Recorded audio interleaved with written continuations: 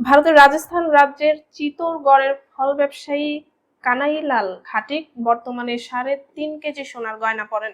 তার সোনার প্রতি আগ্রহ এবং পরিচিতি দেখে স্থানীয়রা তাকে গোল্ড ম্যান এবং বাপ্পি লাহিড়ী নামে ডাকেন। সম্প্রতি খাটিকের কাছে ফোন এবং হোয়াটসঅ্যাপ কলের মাধ্যমে চাঁদা দাবি করা হয়েছে। ফোনে ভয়েস দেওয়া ব্যক্তি 5 কোটি টাকা দাবি করছেন এবং সতর্ক করেছেন চাঁদা না দিলে তিনি সোনা পড়ার মতো অবস্থায়ও আর থাকবেন না। চিতোরগড়ের কোতোয়ালি থানায় আনুষ্ঠানিক অভিযোগ দায়ের করা হয়েছে। খাটিক আগে হাতে টানা ভ্যানে সবজি বিক্রি করতেন। আপেলের ব্যবসা শুরু হওয়ার পর তার ভাগ্য বদলেছে, আর ধীরে ধীরে তিনি সোনার প্রতি আকৃষ্ট হয়ে উঠেছেন। চাঁদা দাবি করা ব্যক্তির সাথে সংশ্লিষ্ট সন্দেহভাজন গ্যাংস্টার রোহিত গোদারা বর্তমানে কানাডায় অবস্থান করছেন বলে ধারণা করা হয়। ভারতের বিভিন্ন থানায় তার বিরুদ্ধে 32টিরও বেশি মামলা আছে। তিনি রাজস্থানের ব্যবসায়ীদের কাছে চাঁদাবাজি করতেন এবং এক বড় বাহিনী চালাতেন।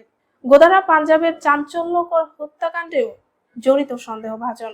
2022 সালে তিনি জাল পাসপোর্ট ব্যবহার করে নয়াদিল্লি থেকে দুবাই পালিয়ে যান।